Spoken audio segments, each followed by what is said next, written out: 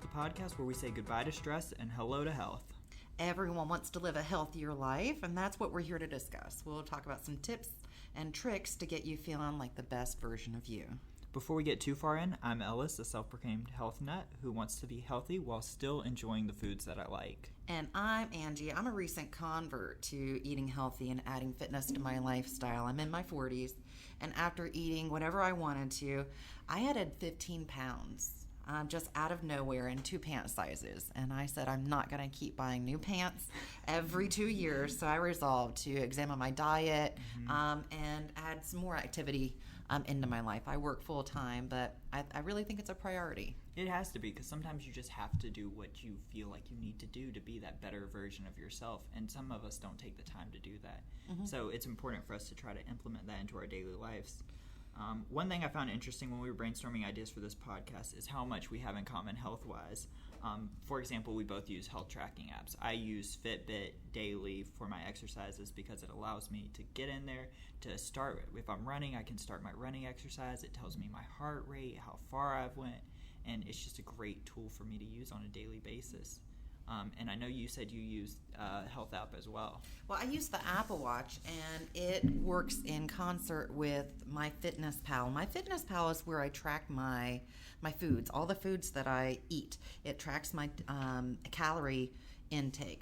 When I was trying to lose 15 pounds, I had to set my goal as 1,500 calories a day, and I enter every food that I eat. I can do that by scanning things, scanning the barcode, or you could put in banana, and most people have put in a banana before, so you can find it. And it's about 100 calories, or a peach. They'll do a medium peach or a large peach, egg cartons, milk.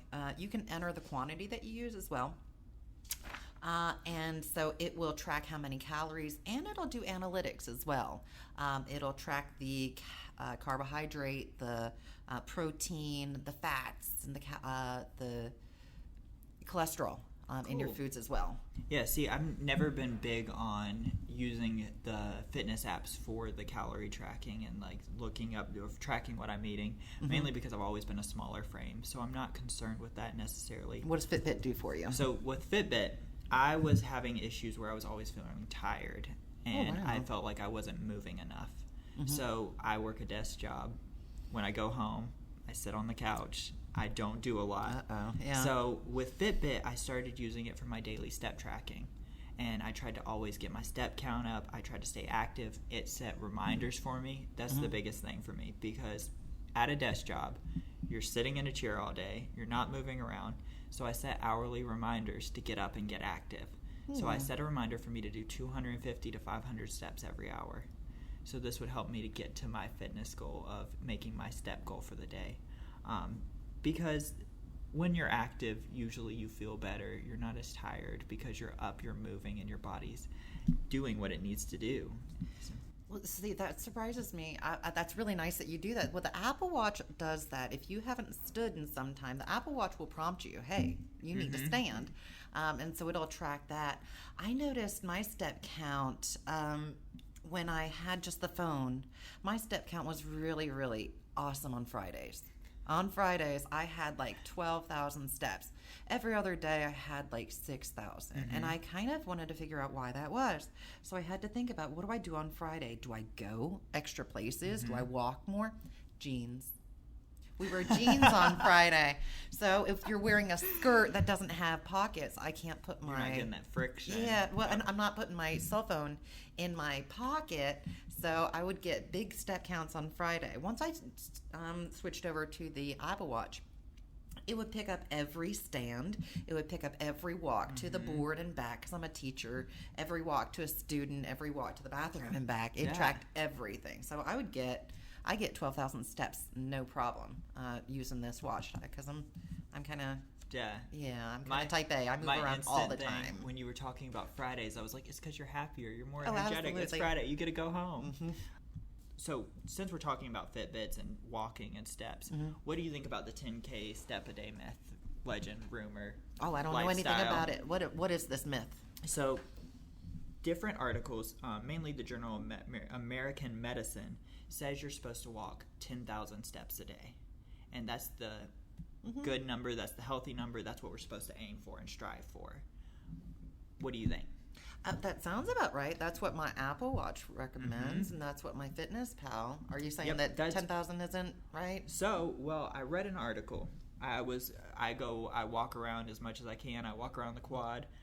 I walk with coworkers, and one of my coworkers was walking with me, and she said, well, you know, this 10,000 step a day thing is bogus. Okay. And I was like, really? Because that's what my Fitbit tells me. That's what I've read in different health articles. And she's like, absolutely. I read an article about it. I'll send it to you. So she sent me this article.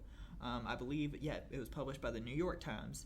And they said that the 10K step rule was, and I quote, bogus. Oh, wow. They said that it's too many steps. They said we will start seeing the health benefits at 7.5 thousand steps. So the extra 2.5, they say you don't really need in a day. And you can even start seeing the majority of benefits at 5,000. Well, that's fine. I guess that's right. fine. That's but remember when I was saying that, when I got my Apple Watch, I realized that I wasn't hitting that 10,000. And I couldn't imagine, not doing it. Yeah. Yeah. So it didn't feel like a stretch in order to earn those. No, I'm surprised. See, when I think 5,000 steps, that's what I get normally. It's no extra work, no extra labor. I'm just doing 5,000 steps.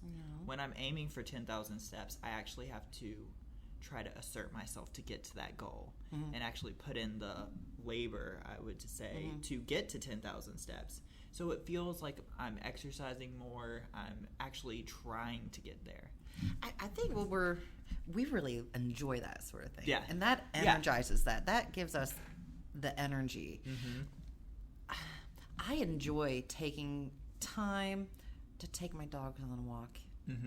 That 15 minutes of just being outside, walking, watching them walk and enjoy it.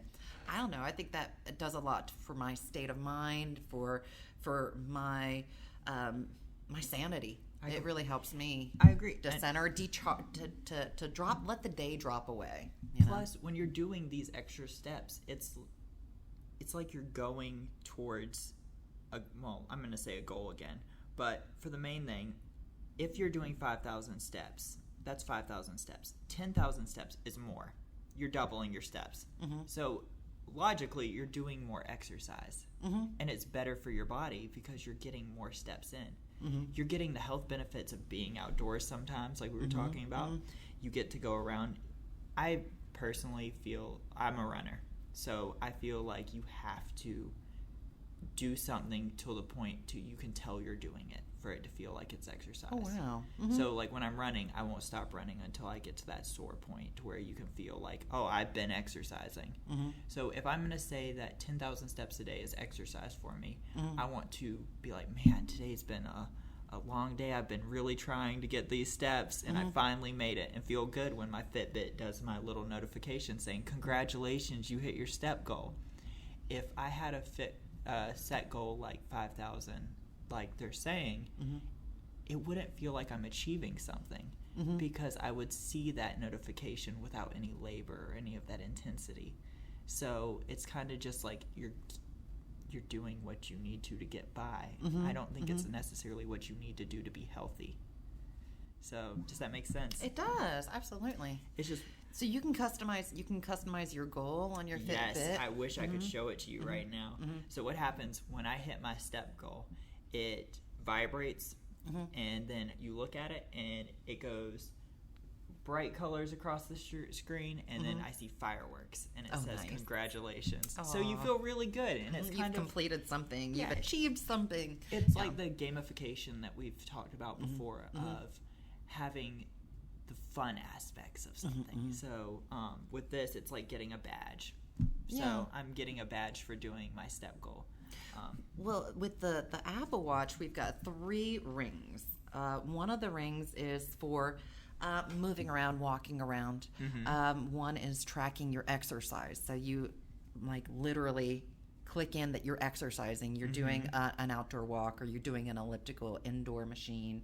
And one is for your stands. They want you to stand 12 times per day within an hour. So on days that you're sick, if you've got the flu, you're not reaching that goal because you're not going to stand, right? You're just going to be horizontal all day, right? You're not going to get vertical at all. So you get to set your move goal, whether mine's 500 calories, and my exercise goal is 30 minutes, and my stand goal is set at 12. That's so cool. So when I hit all of them, I get to watch my progress throughout the day, and I'll notice, oh man, I'm not really getting very far in my move goal, so I need to walk around. Maybe I should just go ahead and take a walk up to the front office and back, and that'll get my heart rate moving, and that'll burn some calories. Once I finally hit all three, right? That's like the big event in my family. We say, I closed my rings, right? So the rings go around in a circle, and there are, sparks that come off of it. So it's really exciting. Yes. So everyone announces when they've hit their rings. I've closed my rings. Yeah, so it makes it something you want to work for. And it's just really rewarding to see that little visual achievement pop up in your day. And it's a big wah-wah when you look at your month and you haven't closed those rings. Or when you look at your step count for the day and you're only at 3,000 and you're like, what have I been doing today? I know when 4 o'clock hits, if I check and I see I'm that low, I start to freak out a little. It is a nice way to track and keeps you accountable. Yeah, absolutely. So let's talk about mental health and how that can impact your overall health. So one app that you mentioned was, let me find it, Super Better. Super Better. A friend from church told me about this. And Super Better is an app its goal is to build personal resilience. That's the ability to stay strong, motivated, and optimistic, even in the face of a tough challenge. So this app allows you to personalize what you want to do to improve your life. It can be anywhere from eating healthier and weight loss, or to try to overcome some emotional issues, some depression, chronic pain even, anxiety, or eating healthier, any of those. Yeah, that's one of the fun, when I was looking at this, one thing that caught my eye was the depression and anxiety, because it's using gamification to try to help us deal with some of these aspects in our life that we want to change or we want to better ourselves in that we can't always do on our own because we get, for me, with anxiety and depression, sometimes you get caught up in those. So having any kind of support, even in an app, can be tremendous help. Having something external to yourself, yes. Absolutely. So I have a surprise for you.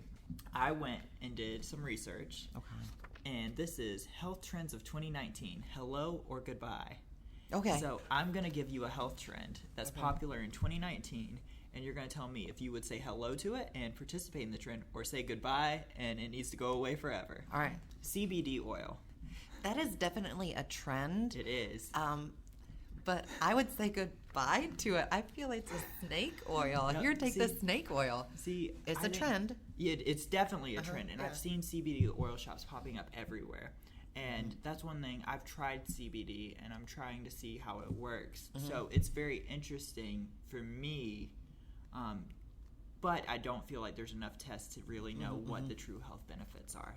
So IV drips, injecting their way into wellness routines. IV drips? Yes, people are getting IVs for their daily life. So sometimes before bed, people just get an IV put in. I was at a party the other day. It was a poker night, and they had IV drips hanging from a chandelier. I would say goodbye. I would too. I don't think that's safe. I don't either. Sparkling water. I am a sparkling water fanatic. It really doesn't have any taste, but doggone it, it's always cold and it's a zing to the back of your throat. And since I cut out soda, I've tried sparkling water, and it's just one of those things I have to say goodbye to because I cannot do it. I just cannot. More plant-based options. Yeah, definitely. I agree. Well, I know with HelloFresh, I've been able to do meatless Mondays. And not only is that going to help my health by cutting out a little bit of the meat from my diet, but it'll help the environment as well. It's surprising what kind of options there are out there. Yeah. One of the ones that really surprised me that was on multiple lists that I saw is ditching or limiting alcohol. That's becoming more prominent. Oh, wow. So that's one I'm completely for. When I was starting to monitor, I tried to limit how much alcohol I was intaking. Yeah. So how do you feel about that? That's probably a really good idea. Yeah, I think that's a great health one. This one, vaping. Oh, wow. Yeah, So yeah. there's been I've huge been debates on that. seeing that, yes. Because some people say it's healthier than smoking because you're not getting the same nicotine, you're not getting the tar. But we also don't know what's going into their lungs. Yep. Yeah. Vaping, Directly. cigarettes, anything like that, that's something I would say goodbye to. Juice cleanses. Yeah, I worry about anything that just isn't balanced. Mirror fasting. All right. So fasting probably isn't very good for you either. What is a mirror fast? Mirror fasting means that you refrain from looking into a mirror for a full week. Isn't that something? Isn't it? So I thought that was the most interesting topic that I found out of all of them, because I don't know how I'd feel about that. Because in the articles they were like, you stop critiquing yourself because you're not seeing yourself all the time. Right. So I think it'd be interesting, but I don't think it's something I would recommend to people, because I feel like if you're going to do that looking at yourself, you're still going to worry about that, and you might even worry about it more. What are people seeing? What are people seeing? What are people thinking? What do I look like today? I've got this really great surface sitting in front of me. It's so reflective. If I ever need a mirror in my room, I just turn my blinds down, make it dark, and see how the hair is doing. And that's why I don't know if I would be on for that one. I thought it was interesting, so I thought I'd just mention it. I'll tell you one thing that I am really appreciative that I did as my girls were growing up. I didn't own a scale in our house. And so I never checked in and told my husband, oh my gosh, I'm 150 today, or I'm 151. They never heard me talk about my weight. And they never stepped on a scale to see, as in their teenage years, to check and see how much they weighed. And so I didn't obsess about my weight. And so I hope that they had a nice little body image. They were body positive, because I didn't obsess over my poundage. Yeah, I think that's amazing too. So I guess it's about time for us to wrap this up. So, being healthy isn't always easy. I hope that we've talked about some stuff that you might relate to for our audience, or some changes that you can make in your daily life that'll make you feel healthier and happier with what you're doing and where you're going. So start taking those baby steps to say hello to your own physical health. And we want to hear from you. We want to hear from our audience. Send us your thoughts and your comments. What are some things that you'd like to learn about? What do you want us to explore for you? We would love to do that research for you and kind of discuss it on the show. So share your concerns with us, and we'll investigate some healthy solutions with you. Yeah. So even though this is goodbye, it is also hello health. So until next time, stay healthy.